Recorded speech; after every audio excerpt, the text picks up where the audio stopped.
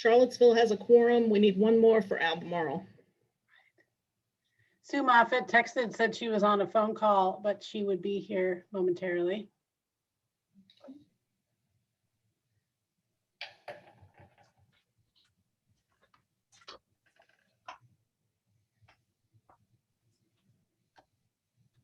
And Katie's not going to be here this time, right? Lori Allshouse, Kevin Kirst, and Tarn Singe. Okay. I'm pretty sure Kevin's on vacation because I emailed him yesterday. He is. So is Lori.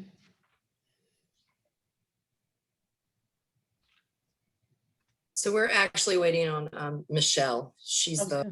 person that'll help make our quorum. Because Krista doesn't count, right? No, If she did, we would have one. I mean, you count in so many other ways, Yes, Krista. yes, you do count. And she's a star on 29 News. They decided that I counted, but I don't. Jennifer?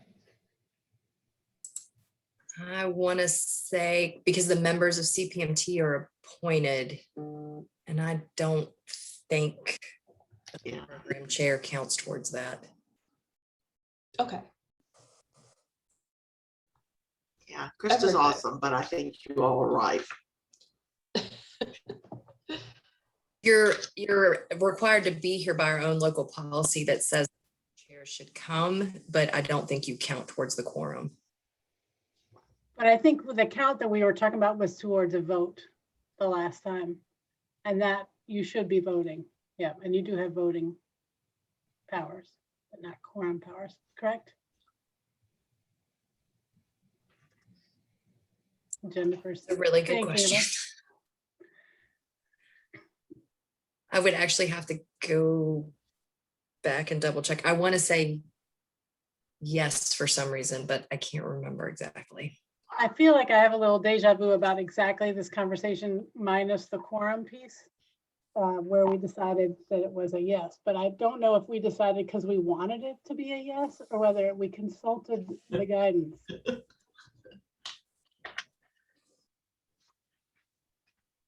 So I'm gonna email Michelle just to see if she's gonna be able to participate. Great.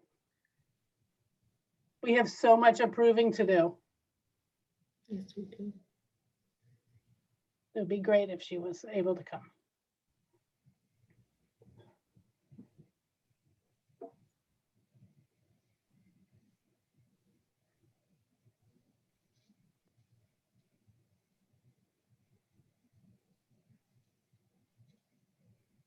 Mary, do you know how to make the chat so it'll be, so people can get on chat? No. No, because this is a different, I've never set it up through, because it's a public meeting, right? So there's the panelists and then the other. I've never used that before, so I don't know.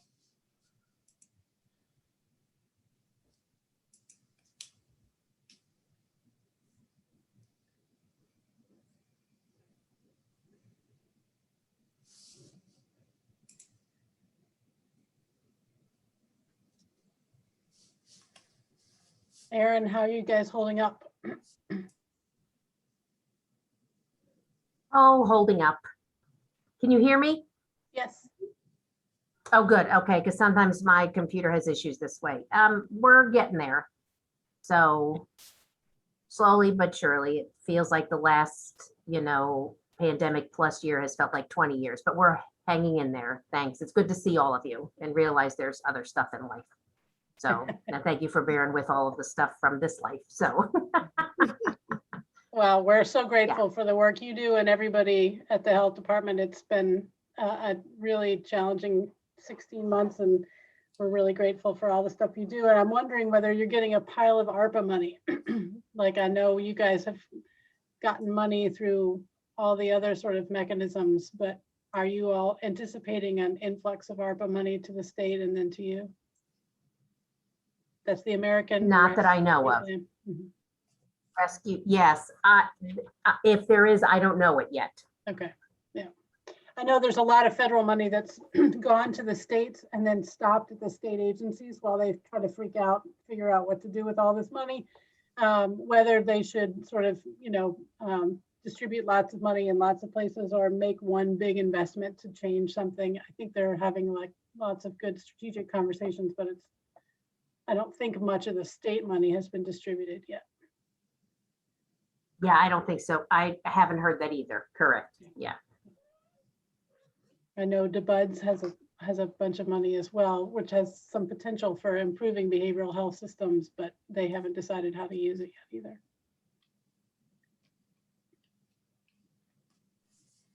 Okay, I just pulled up the local policy and I changed my mind about Krista. Systematic.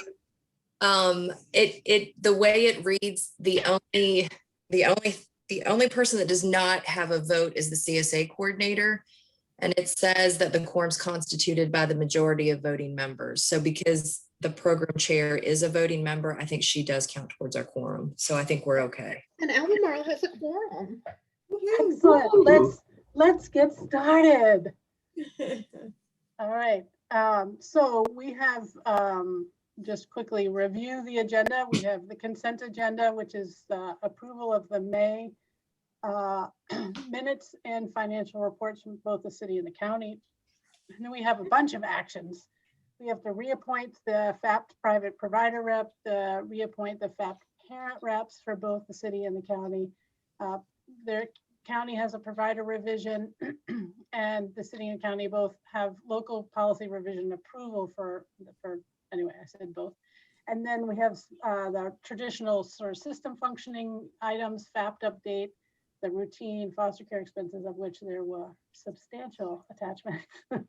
CSA coordinator update, lots of communications, and then program committee update. And then if we have time, and I suspect we will, we can look at the work plan and make sure that what the work plan actually reflects the work that was done by those of y'all who were at the retreat, ask questions, clarify, etc. Agency updates, anything from CPMT members, and then we have the ever exciting annual election.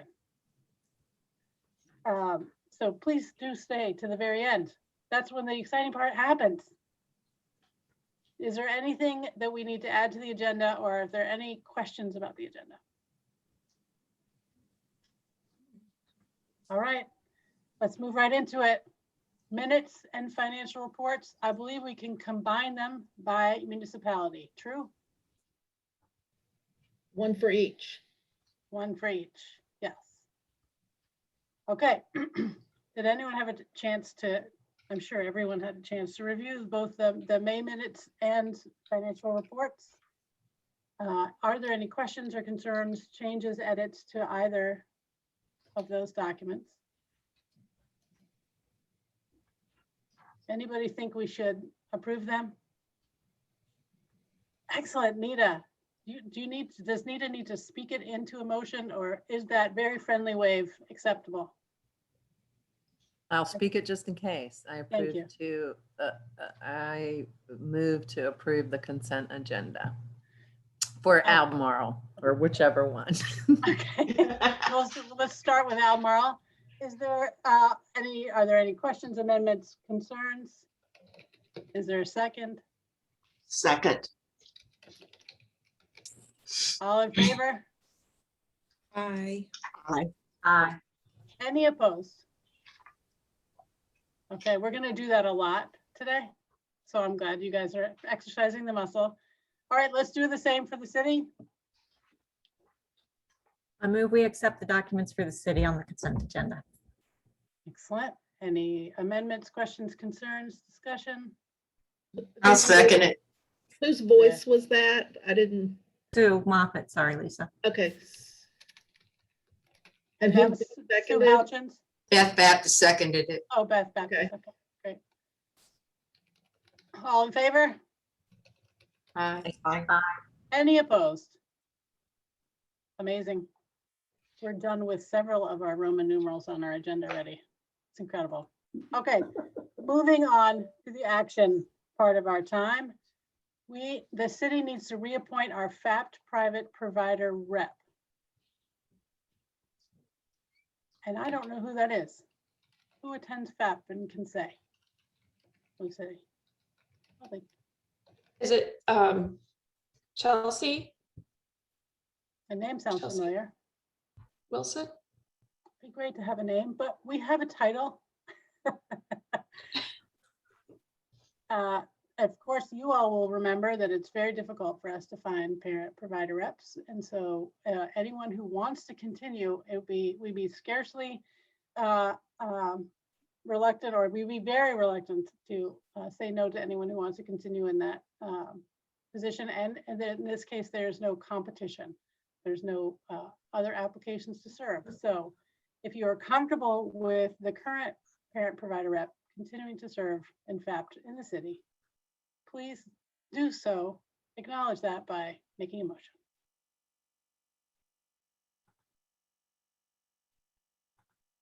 Kathy, I move to reappoint the FAP rep, the parent rep.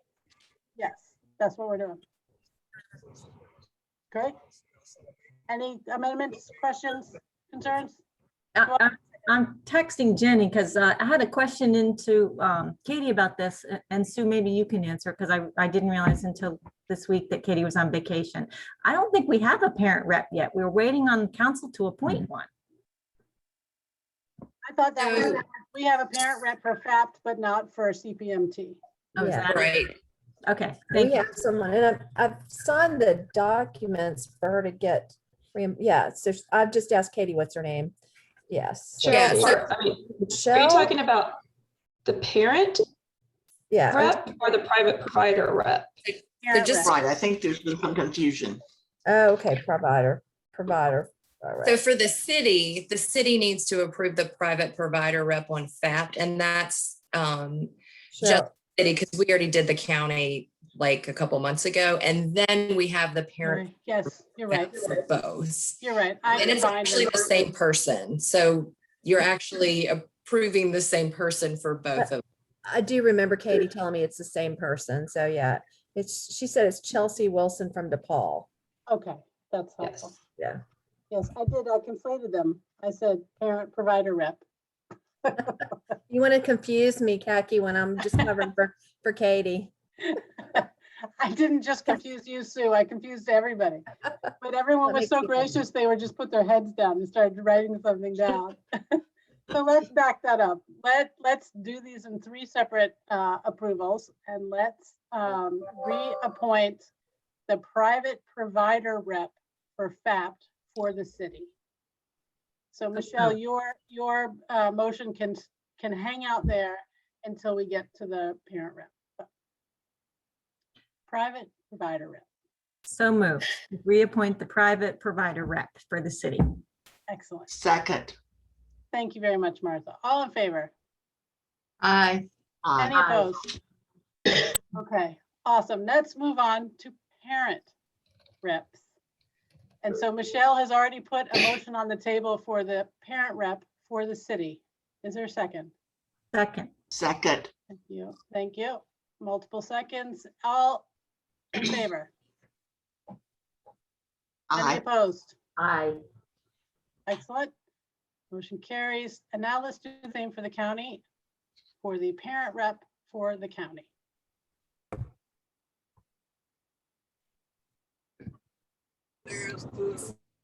So I am the parent rep for the county, so I might have confused that. I'm sorry. For the FAP, Great. So you can't probably nominate yourself. So let's find I mean- someone, well, maybe you can self-nominate. Wait, the parent rep for FAPT? no, I don't want to self-nominate for FAP. Okay.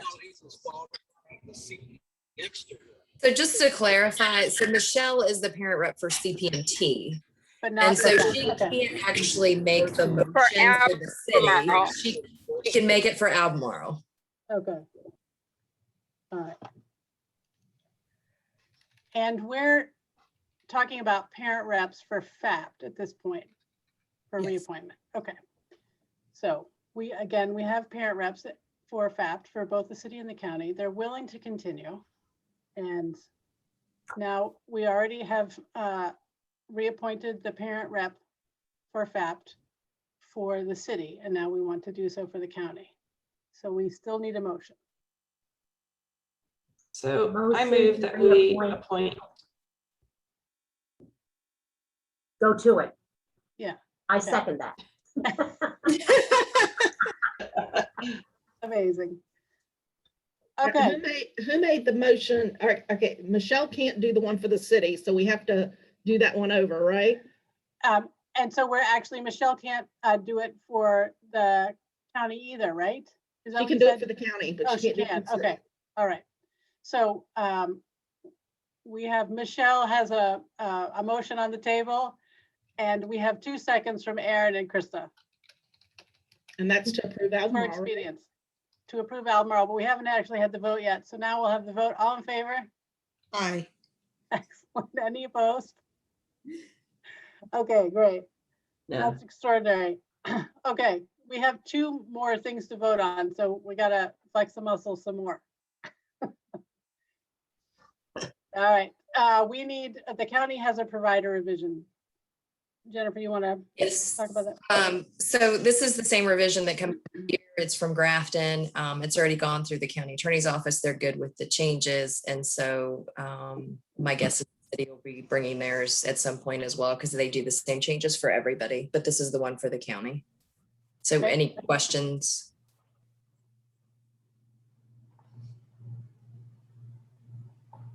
So county folks only, do we want to approve this revision? I move that we approve the revision. Thank you, Martha. Any questions, amendments, Second. concerns? Nope. All right, moving straight to Second. Awesome. Thank you. We have both Nita and Michelle seconding. All in favor? Aye. Aye. Any Aye. opposed? Amazing. All right, we're getting better at it. Now we have both the local policy revision approval for both the city and the county. I assume we have to do those as separate votes? That I don't know, because the local policy is actually a joint Yeah. document. So I think you actually may be able to do it, but you can do it both just to be sure if Okay. that's better for folks. Basically, the local policy revision has to do with the code changes that were made to include additional mandate types.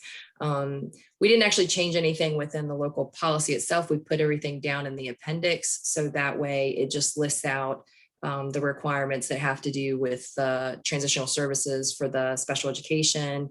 There's the Families First that's gone into effect. And so it's just covering all those things that are now in place as of July 1. So we need to update our local policy to include those new mandate types. Any additional questions of Jennifer about the proposed policy revision? Okay, let's separate them out. Let's go for the county first. Do I have a motion to adopt the proposed local policy revisions? Motion to adopt for the county. This is Aaron. Thank you. Second. Martha seconding. All Who in favor? seconded? I Martha can't see Carroll? all. Mhm. Martha Carroll. Okay. All in favor? County? Aye. Aye. Any opposed? Excellent. All right. City folks? Do I have a motion to adopt the local policy revision? So moved. Second? Second. Did you get that, Lisa? That was, Yes. okay, great. All in favor? Aye. Any Aye. opposed? Aye. Awesome. Look at that. Incredible. We're past all of our actions. All right, let's move on to system functioning. So we have a fact update. So the only thing that I was going to bring to CPMT is just as we sort of have kind of, at least from the state perspective, we have moved out of the state of emergency. I realize that the county and city both still continue to maintain some ordinances that keep us meeting virtually. But because the state of emergency itself has ended, we just wanted to document CPMT's approval that FAPT continue to meet virtually at this point. My guess is in the future, we're probably going to be making a local policy change so that that's something that can continue to happen. It's my understanding the city is supportive of that as well. We have found, at least in the county side, that it's just been a lot more convenient and has increased parent participation. And so, just kind of given everything, it seems like that works better for folks. And so like I said, I think towards the future, there probably will be local policy to really make it clear and explicit that that's a way for that to meet. But at this point, we just want your all's acknowledgement that you're still in agreement with continuing to do that, even though we've moved outside of the state of emergency. Jennifer, do you need a vote on that, or do you just need conversation in the minutes acknowledging the general? Okay. Yes. Okay. It does seem to be consistent, at least with the municipalities, as they are slower to move to whatever the new normal is in the state, that we're consistent with that. And to the extent that the state policies, as they evolve, allow us to do electronic meetings and maintain parent participation and public participation in the CPMT, that it seems like these are useful tools to at least have the option of. And at least, I don't know, even a year ago, we couldn't even vote electronically. So I hope that they'll evolve. The state sort of, enabling policy will evolve with the local governments. But I'm delighted to hear that parent participation has actually improved using the electronic tools. I wouldn't have expected that. Just to really quickly insert in here, Lisa, I see there's an attendee. If you're able to Let me go up. do your and thing. look at it. Ashley Marshall. Oh, good. Ashley is the new Deputy City Manager of Racial Equity, Diversity, and Inclusion with the city, and will be the local government rep after this meeting, replacing my participation on the CPMT. Ashley, welcome. Thank you so much. You've missed the exciting part, which is all the approving. But now we're getting to the meaningful part. Well, I'm glad that I didn't miss all of it, and I apologize for being late. No, we're glad you're here. So we have review of routine foster care expenses and FAPT approved expenses. There was a lot of zip files. And so were there any questions, concerns, or comments to make about the foster care routine expenses from the group? Little light reading right before bed. Unzipped everything. All right. And of course, Jennifer, CSA coordinator update. Will you be representing any interests of Katie's as well? Or Yes. Okay. We'll stick. Okay. Okay. All right, so I have a couple of things. One of the things that's county specific is our local policy designates our fiscal agent to be the Department of Social Services. And so for whatever reason, the county ended up having the folks in county finance as our fiscal agent. And so we are moving back to having Kevin Wazalewski appointed as our fiscal agent. So I just wanted to CPMT be aware of that change. The other thing that has to do more with both localities is one of the things that's come up for us, and I'm guessing it's probably come up for the city, is our current rate for case conferencing. We've had a number of providers who were looking to increase that rate. So currently it's $60. It's been $60, I believe, since its inception. Yes. Providers are just sort of questioning that, and it's set by local policy. So before we could actually make that sort of change, it would have to come to you all. But I just wanted you to be aware that we did have providers that were looking for an increase and had given feedback about that. So it's not something we have to take up today, but I think it's there's value added to sort of proposing whether or not you all, they can't do anything for this fiscal year, but for next fiscal year, if we want to increase the allowable maximum rate. So there's that. And then the last thing that I have to do, guys, just bear with me. Lisa's going to help me with this piece of it. So every July, we have to update our confidentiality acknowledgement. And so normally what I would do is just pass this form around to you guys and you just sign off on it. But since we're meeting virtually, what I was going to do is just read you what the document says. And then Lisa will do a roll call that you're agreeing to acknowledging this confidentiality. And I'll just document it through the minutes and I'll put it on the form saying that it was done virtually. So if everybody is okay with that, you'll just kind of have to unmute and agree when she calls you out. So what this one says, Jennifer, before you do that, can we go back to the electronic thing and make Yes. sure that everybody feels comfortable with that before we move on? Yeah. So are there any questions or comments or concerns about agreeing to have FAPT and potentially CPMT continue to meet virtually as long as it's supported by local ordinance? I think it's great as a tool. I don't think it should be our only option. And I'm not sure if we're talking about it as a tool or continuing it without any further discussion. I think it's really difficult for some of the big picture planning we should be doing for CPMT. But I certainly think it's an appropriate tool and has served us well in these very difficult circumstances.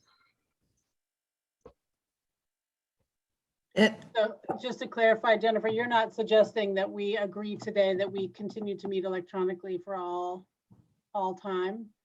Or Yeah, just so that we- what I'm proposing at this point is that for FAPT, that they be allowed to continue to meet virtually, which is what they're doing. But now that we've moved out of the state of emergency, but by local ordinances, we're still meeting virtually. And so I just want CPMT's sort of acknowledgement and agreement that that is an okay thing to continue doing. I do think that towards the future, in the next couple of months, there may be local policy to make that an option going forward. So whether that's totally virtual or whether that's hybrid, like none of that's been figured out, but I just wanted you all to be aware of sort of in the future, we think that's coming. But for right now, because the state of emergency's ended, I want to make sure that you all are in agreement with that continuing to meet virtually.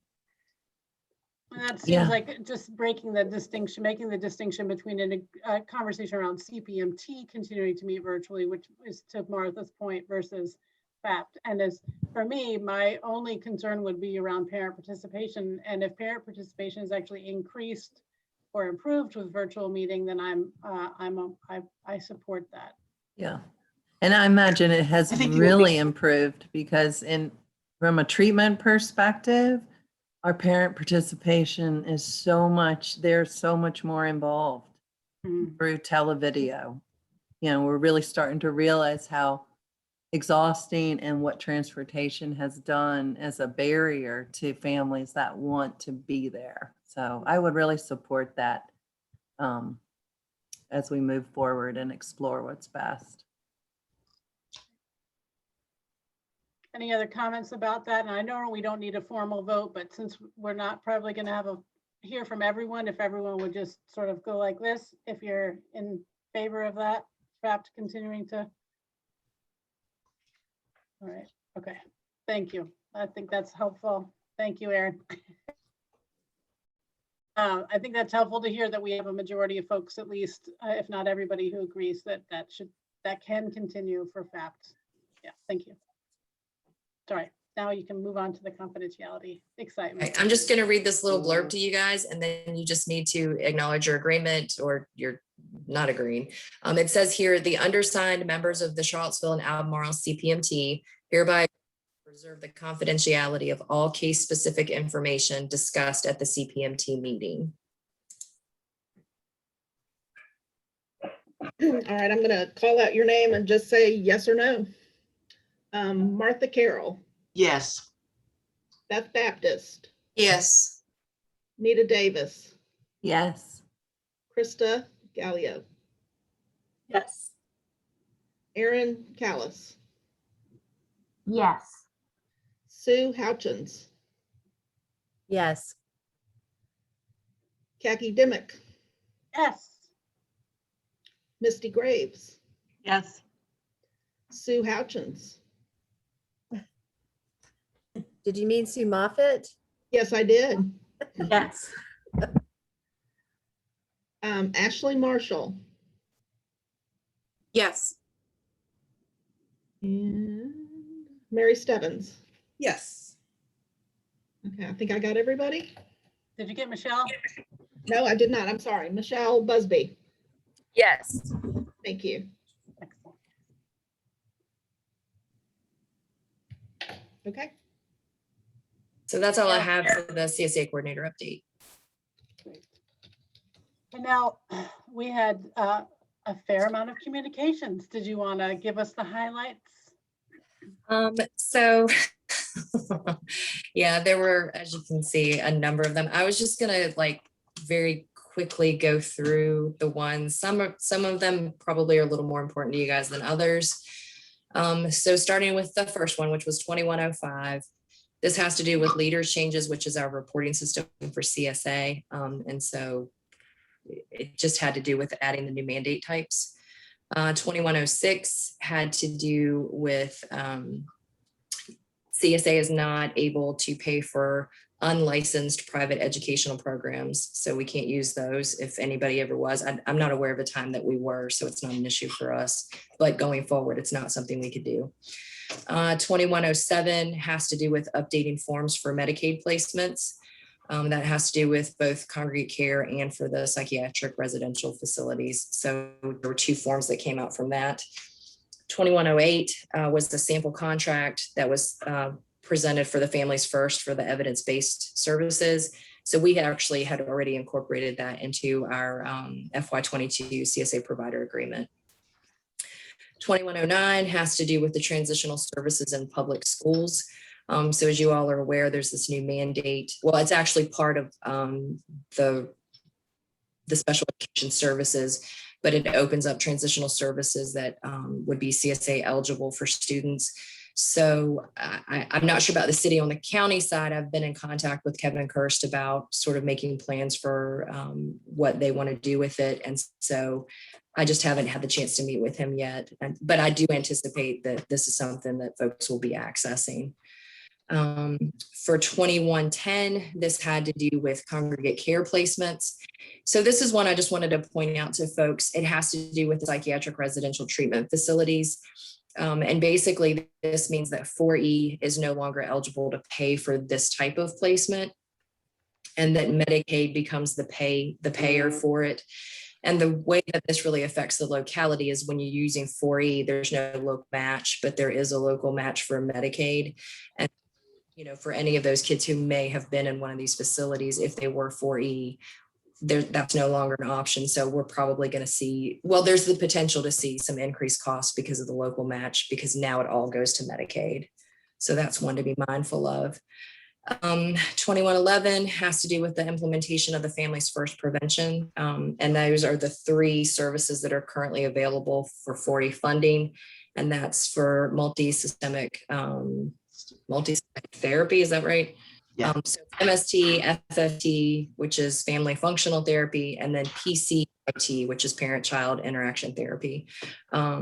We do have providers for MST and FFT. I'm not aware of any providers that the county has approved for PCIT. I don't know if the city has. You haven't.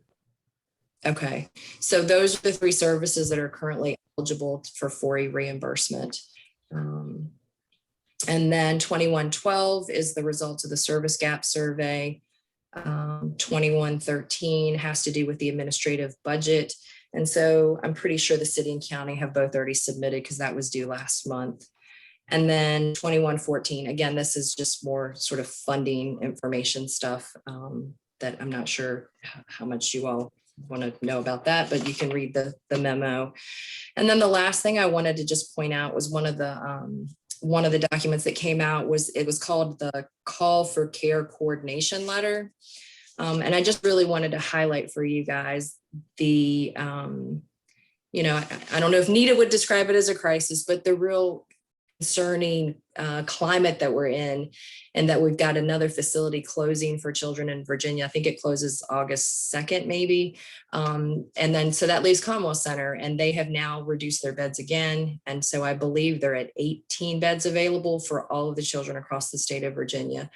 And this letter was really just highlighting the importance of using community-based services to serve these kids. And so again, it's sort of hard to know what this may mean, but the thing to be mindful of is it could certainly cause an increase in the number of kids we may be serving through CSA because of this reduction. So Anita, I don't know if you have anything you want to add about that. It is a huge crisis. I mean, in the adult and child world.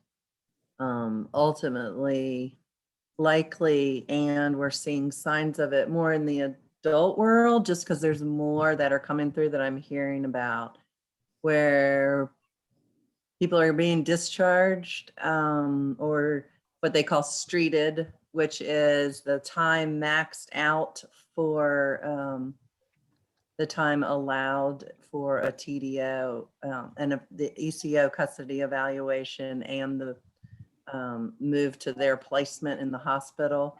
They're not making that time. So we're going to see people who were evaluated and need to be in the hospital back on the streets without care. We're going to see children discharged prior to what the standard of care that we thought they should be, the discharge planning and placement and all those things. The workforce crisis is huge across behavioral health and all other industries as I know it.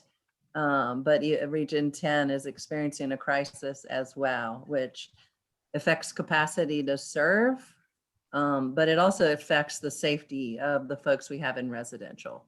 Again, that's in adults.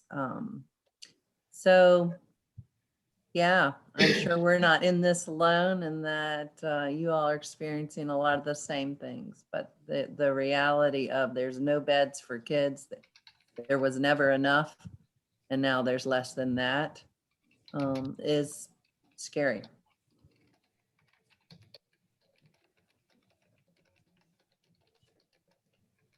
That's all I have. I don't, and people can ask me questions that I might be able to answer or find out the answer to. I mean, it's real. We just had staff in the ER with a 7-year-old for 2 days waiting on a bed.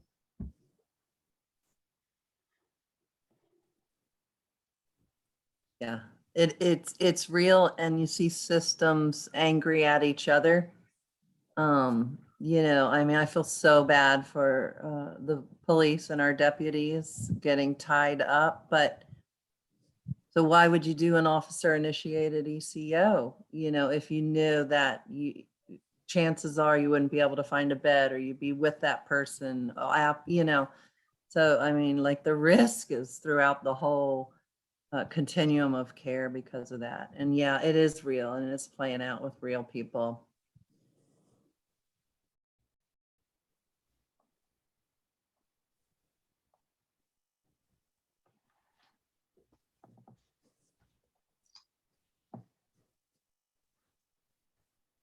That's all I had as far as the communications, unless folks had any questions about any of the other ones.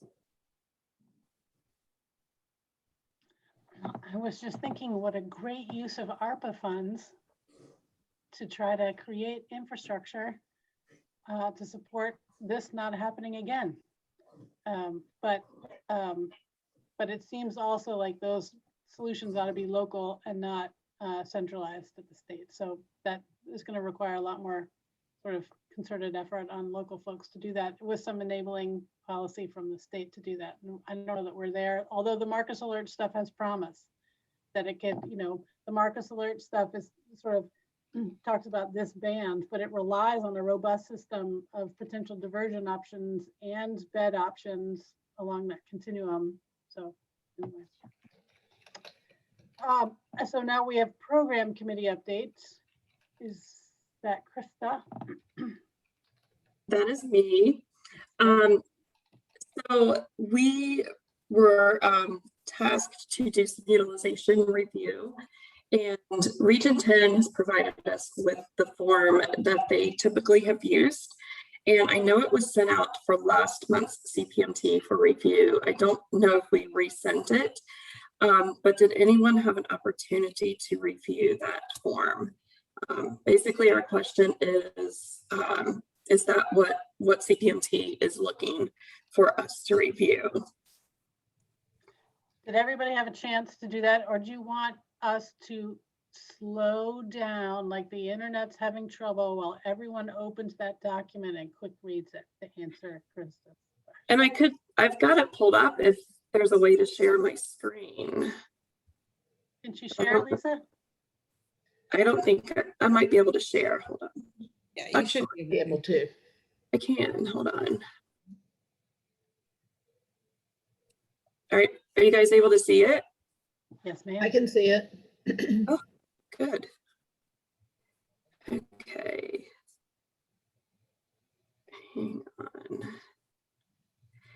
on. So basically, they take a look at the current service plan. They'll be reviewing progress, which includes consultation with the worker, provider, perhaps a site visit or record review. And then they're reviewing step down and transition plan, including the anticipated time frame. And again, this is for mentoring.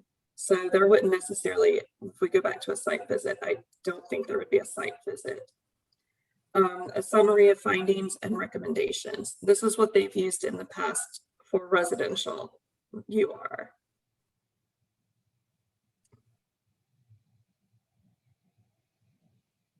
If there's something more that we're looking for, we can add it, we can change this. We didn't want to reinvent the wheel if we didn't need to.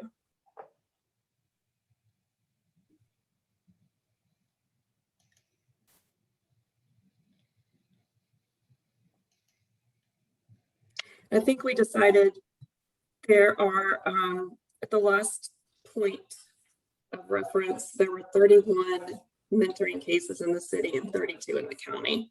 So they're pretty much even. I think this makes really good sense to me in terms of the structure as a tool. I would be interested in as part of this sort of review being hearing whether the progress, whether there has been progress according to the young person and or their parents. And so whether that's part of the worker and provider consultation conversation, but that I'd be particularly interested in hearing whether, I think really good mentoring starts with the interest of the kid and the parent. Like, what do you hope to get out of this, as opposed to what our service plan might say? And so I'd be curious, I don't know, I'm not necessarily suggesting that there's open conflict there, but that there's nuance in making progress, that if the kid and the parent feel like there's progress, that might not be evident to the service provider. And so anyway, I'd be curious about asking that specifically, but. Okay, take that back and look at adding that. I think that's not a bad idea.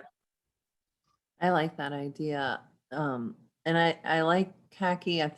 What I heard you, I would hope it was you asked there's a parent answer and a kid answer. Agreed. Yeah. Because I don't want it to be combined in one thing. Yeah. Okay. But yeah, I think that's a great idea.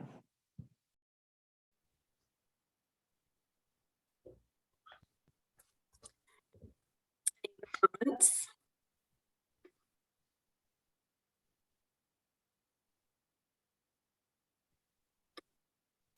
Are you good for me to stop sharing? Yes. Did somebody say yes? I heard a yes. I heard a quiet yes. Okay. And then the other is the provider satisfaction survey, just an update on that. It has been entered into SurveyMonkey, and County FAPT initiated that on July 1st. Hopefully we're doing that. I know there's been conversations with all of our case managers and the importance of talking with parents about the survey and sending them the link and kind of following up. Jennifer, I don't know if we've had any responses yet, because I know the first FAPT, we did not have any reviews that it would have qualified for. And I believe the city is pushing it to probably September now. I think they wanted to take a little more time to talk with all of their caseworkers and get some more input on it and how to best circulate the survey and have a little more conversation around that.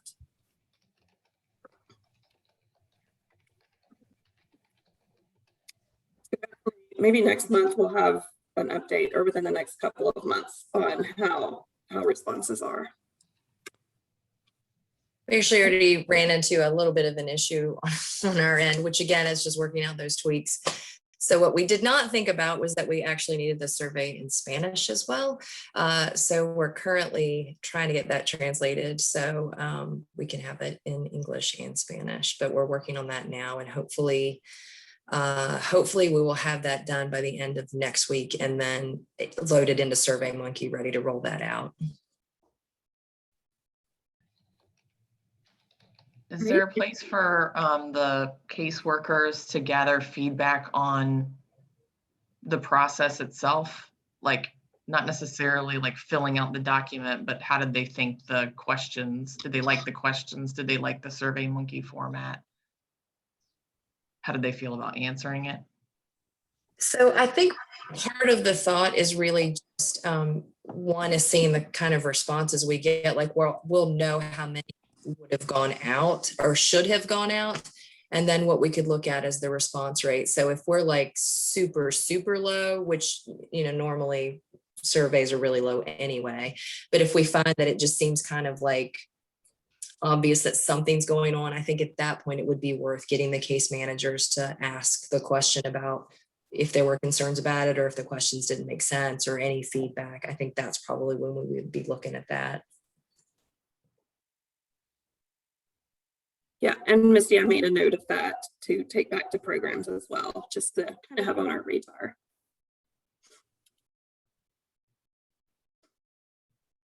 Any other comments for Krista? Thank you very much. And again, our gratitude to those folks who participate in the program. So we have now moving on to our work plan review. So there was a retreat, I missed it. But I'm amazed at the outcome of the retreat because the work plan before was huge and a little bit scary because it reflected like this moment of great happiness and ambition on the part of the authors of said, I was part of that, about part of this plan that we're gonna flex our muscles all over town and we're gonna really make ourselves well known and people would feel us and our great wisdom. And then of course we couldn't pull that off. And so then we had to, during our audit, say things like, well, we didn't do that thing. And so this, what I see as the reflection of the retreat is a really scaled down and sort of size appropriate work plan for CPMT that still requires us to do relationship building, education, focus on data, and particularly reaching out to our judicial folks to try to sort of create a better, stronger connection there.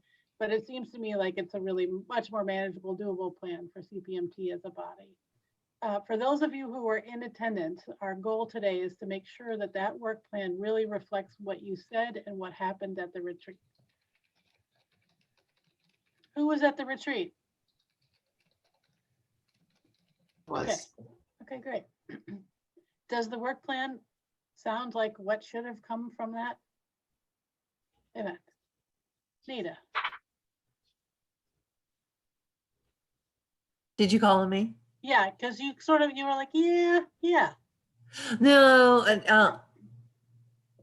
so you saw my body language because I'm trying to review it again. Okay.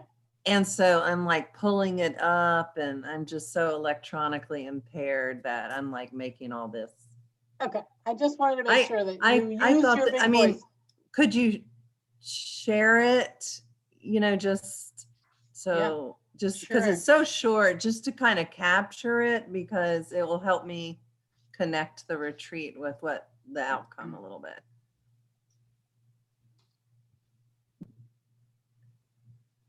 It's still lots of pages, but don't freak out. So can you all see it? Yeah. Somebody, okay. So increase engagement with local judicial system. The desire would be to have engaged and effective judicial system and CSA working with all CSA families and more effective system partnerships. I suspect Martha will tell you that there's no system provider or system of care that isn't interested in improved relationships with judicial officers. That's sort of age-old constant, but I think it's a worthy one for us to pursue just in terms of sharing, particularly if there are philosophy shifts, either in practice or on our part, that we make sure that those things are stated out loud and that we can acknowledge that. So the action items included inviting judges to attend CPMT meetings, solicit feedback from judges around CSA, providing education, and attending court users meetings when they start back up. Okay, the second thing, goal 2 was onboarding of CPMT members, orienting CPMT members to the local CSA system. So everything that happens during this meeting, which is terribly exciting, admittedly, but is something that makes sense to you while it's happening. You understand all of the components and the layers of both the structure of the decision making for CSA and how the state influences those conversations for us. I think this is a really great suggestion. And we've talked about onboarding CPMT members, and I think that folks have been doing this before, attending FAPT meetings. I don't know that I was ever invited to a program meeting, but I think that if that's not an addition, it's a good one. Completing the tutorials that will help you with all of the acronyms at the very least, if not some of the structural stuff. And then CSA coordinators developing a more formal protocol for orientation. I had a great meeting with Jennifer and Katie when I first got started, and it really helped me understand what CPMT was all about. And developing a glossary of frequently used terms. It's a really good call, particularly as we try to expand folks to include folks who may not be 100% connected to CSA or child welfare directly. Goal 3 is legislative advocacy. The desired outcome is that we're actively involved. And so when there's a call for comment over proposed legislation at the state level, that we review it, we decide whether it's important enough for us to make a comment, whether we have agreement about that comment, and then we submit that. And I think that's a muscle that Phyllis really helped us flex over the last couple of years, and it's a worthy one, I think, to continue. Also taking advantage of all of the places we're already lending our voice. And goal number 4, finalizing outcome data to better understand, direct, and recommend policies and practices. So as somebody who's been involved in at least 3 or 4 different attempts at identifying, like, this is the data we're going to pay attention to. No, this is the data we're going to look at. This is, I think, a worthy goal. I do think it's worthy for us to look at the specific required data that CSA asks us to look at as a CPMT, but also for us to understand the broader context that we work in. And as there's emerging trends, like, for example, that we haven't been meeting very regularly, but had we had the opportunity, I'm certain we would have talked about the impact of gun violence locally and what that means in terms of seeing that spark and what kinds of solutions have been proposed. I do think it's important that we stay sort of connected to some of those contextual things that CSA does require us to pay attention to. CSA does like us to pay attention to money, but sometimes we want to pay attention to other stuff too. Having an accurate, timely data used for our decision making so that we're all on board, we're not making decisions in a vacuum. So there's some very specific things around here, but the CQI tool, which we looked at, 3 months ago, I think, was the last time. Is that right, Jennifer? 4 months ago, maybe? Somewhere around there. Yeah. And then revising our financial reports to include trends and comparisons between the city and county, because you have to do that on your own, and everybody's doing it, picking up one and looking at the other. Focusing on racial disparity within CSA mandate types and differences in costs between the city and county. I think this is a really important one. Disaggregating the service data by race is really critical for us to understand where disproportionality happens and in what situations. Kathy? Yeah. Nina. So I'm going to say something out loud and then you tell me, oh, Anita, you're not understanding. But, you know, that one I think is super important, but I would rather it be separated out by like one be racial equity. And then there's another step that is difference in cost between city and county. Or am I misunderstanding? Is that somehow combined with racial equity? I just hate to see two different worthy goals combined for fear that one will miss out or it'll come out on a sheet that Yeah. So just to clarify that, what we were trying to get during this time was to pick two focus areas. So that, because what happened, like Kaki said, we would sort of start off with 5, and then before it was over, we had 30. And so what has to be manageable? Oh, I see, These Jennifer. are the two. So it's naming the top 2 and then data will come of those top 2. Yeah. So we're only going to be focusing on those 2. Those are the ones we're going to pull data for, not for anything else at this point. Okay. That suits me. Thank you.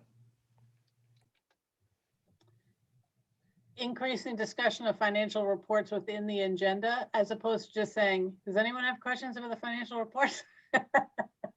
We actually dive in so people understand what it looks like. Those charts are complicated, and if you haven't spent some time sort of dissecting what they mean before you get here, it can be easy to just sort of let that go. Developing a process for reviewing data, having conversations, and developing action plans. Sounds amazing. Look at 3-year trends and anomalies. This is one of the questions that Kevin Kirst and I had very early on about data. Do you look at data, one sort of snapshot data, or do you look at trends over time to be able to catch something that's an emerging trend? And he was really good about that, particularly around the educational components. Developing mechanisms to gather feedback from families, always something we want. Gathering feedback from case managers as well. And then looking at outcome data from providers, something we're just constantly pursuing. Because we don't necessarily want solely to rely on the CANS change data, that we really want to hear from folks locally where they see progress happening. Is it with a particular provider? Is it with a particular model or approach? Are we getting to the changes that we're hoping to get? So. Goal 5, ensure diversity within the CSA system. And this is a really big one, and may not be 100% up to us, but I think we can model it and we can insist on it, and can be a source of advocacy on our part as well. Encouraging sort of the indicators would be that, in fact, members of CPMT program, in fact, are representative of the community at large, and particularly, I would say, the community that we serve as part of the CSA system, which is not necessarily representative of the community at large. And that's going to be hard. If you look at our screens, you see a lot of white people on this call. So we have work to do in this area to represent the folks who are served by the community and do that well. So Nita, I think you were the one who called for the visual review. I very much appreciate it. It was like watching a movie I'd seen before, but forgot the end. Yes. And yes, it does seem, it reflects what we did. Pretty suspenseful movie, pretty exciting. Any other questions or comments around this? So I think then, sorry, go ahead, Sue. I was unclear on the, like when we're getting started on this. And I think between me and Ashley, if we can prioritize that new member orientation, it would be helpful. I know I tried to find the tutorials on the OCS website and couldn't find them. So I really am struggling with what I really need to have a thorough understanding of prior to this meeting, and what I can just rely on Jennifer and Katie to give me a synopsis of. So it would be helpful. I think the OCS tutorials are on the Knowledge Center, but I will confirm that for you. That might be why you couldn't find it. So I will double check on that and let you know. The other thing is Mary and I actually met with Tamara, who is our Mary, help me with her title. OPA. Manager Operational- of Office of Program Accountability. There you go. So she is our data guru. And one of the things that we had talked with her about is sort of how she might be able to help us with these things. But even with just these two focus areas, this is still a really big sort of endeavor to take on from a data perspective. But she was willing to do it. It's just obviously going to take some time. And given the amount of data that she's probably going to look at, you know, I'm pretty sure it would just be for the county that she would be able to do this. But the other thing is I told her, I just wanted to confirm with CPMT that you all are in agreement that these are the two focus areas that you're going to settle for, so that we can't add something later. We can't, you know, that you have to be in agreement that when she starts this, that this is what you guys are in agreement with looking at. Only because we've had this come up before. I mean, I remember, like I said, we had it narrowed down to 5. We thought we had it, and then it just started, you know, it grows exponentially because there's so much stuff you want to know. But there just has to be a very sort of deliberate, focused place that we start at. Mhm. General agreement that those are the two we're going to start with. I don't think you can rein this particular group of very active, curious people in to say that they're not going to want additional data at some point, but I think we can agree that we can come back to these minutes and say there's a basis for saying not right now. Yes. Okay. All right. I'm not hearing any objections to that. Okay. Thank you, Jennifer. I do think that that would be really cool, even if we just start with the county's data, particularly around disaggregating by race, by service type, and then using that as a jumping off point to look at both. I think it might be helpful to Sue's point about finishing up the work plan where it has those columns for like who's assigned and when we're going to do it and who's taking lead on those things. I think it will help with like purpose of role and clarity for members of the group, for us to each sort of step into one of those things or take lead on it so we know what we're responsible for, and then have some time frame. But I agree on the 2 priorities that should go first. I think we thought that we would just clarify that this is the plan that you all identified during the retreat, that we're committing to this, and then at our next meeting, we can start to populate some of those columns. And then, well, I mean, I think several years ago, we added the work plan as a natural, like a standing agenda item. So we'll come back to it every time. Some of it will be processed and some of this will be outcome. But you're right, we need people in there so that we can say thank you to all the people who did amazing work that were populating those columns. Okay, so are there any agency updates?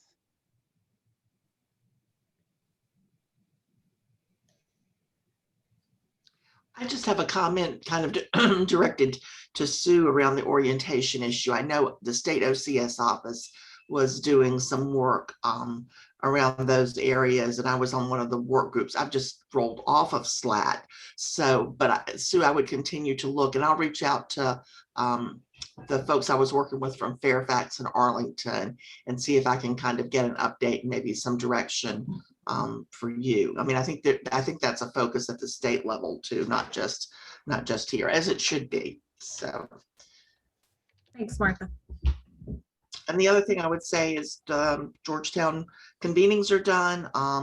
The work groups are forming. We're really appreciative for a lot of our city colleagues' participation. And we presented to council earlier this week, thanks to Khaki and Hunter. And so we're moving forward. Maybe could have a more formal report about work groups or something in the fall. That was great. One of the things I was going to suggest for future agenda items would be to look at the Michelle Claiborne studies again, particularly as we're intentionally trying to look at race and disproportionality in the child welfare system by service type. That would be helpful to have the framework of those studies, and if the county study is done, be able to talk a little bit more about that, and also then the refresher around the juvenile probation reform process. And so just again, broader sort of contextual efforts that are happening that affect the CSA world? The counties the draft is done up, most of it. Alice and I reviewed it with Michelle, beginning of this week. And so she was going to make just a few changes and then, but yeah, it's close to done. I think her target was the end of August to have, that one was specific to CPS, and then the foster care one she's still working on. But target date end of August for the county to have our reports completed. So maybe in September and October, we can sort of refresher on the juvenile justice reform, the juvenile probation reform process, and then also look at the disproportionality studies for both the city and the county in October. All right, any announcements for, or information from CPMT members? My announcement, which probably is not news to anyone here, is that my last day with the city will be Wednesday or Thursday-ish next week, depending on how that goes. And my first day with Albemarle County DSS will be on August 16th. I'm very excited. And also this will be my last CPMT meeting as chair, and sort of leads into the next, the exciting election phase of our meeting. I do want to say I have really appreciated this body of work and this group of folks. I really appreciate your commitment to kids and families in this community, and I've really enjoyed. This might be structurally the most boring meeting that anybody goes to because of the work that we have to do, the structural stuff, but I have actually really enjoyed spending this time with you all, and I've appreciated the opportunity to serve as your chair for a couple of years. And now I look forward to someone else doing it for both the city and the county. So let's have an election. I understand normally what happens is that there isn't like 14 people who have applied, submitted their resumes, have, made pitches, thrown bribes around to try to get as the chair of these, both the city or the county. And so it usually is someone willing. And I understand that someone has expressed a willingness. Yes, Nita is shaking her head. Nita has expressed a willingness. It feels like my turn. It's so gracious of you. So let me ask this of the gurus on the call, particularly Lisa and Jennifer. Can Nita serve as the chair for both the city and the county, since she serves in that role as the representative on the CPMT? No. But you have to have a backup. There is a backup. Okay. That's sort of why we had one for the city and one for the county. And it also split it up so that it's not one person for the whole year that has to chair. Right. That's right. So I'm saying I'll do county Okay. because Phyllis asked me.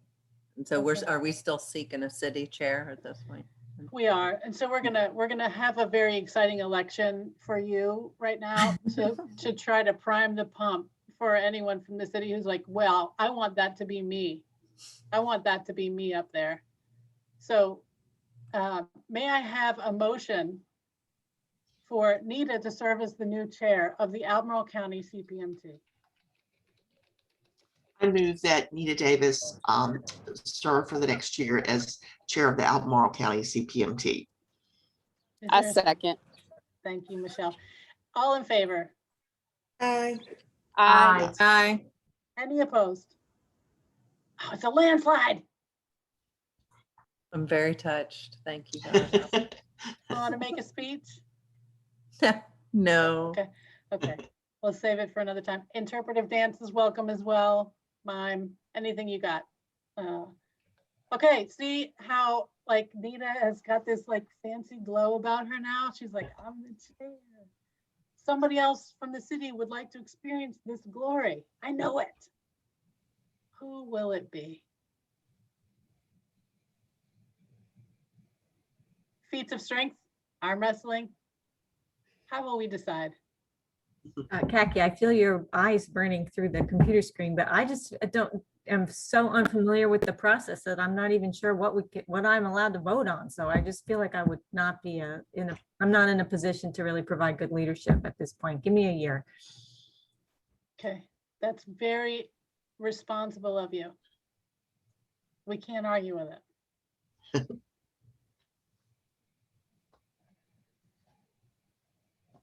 It's such an exciting role.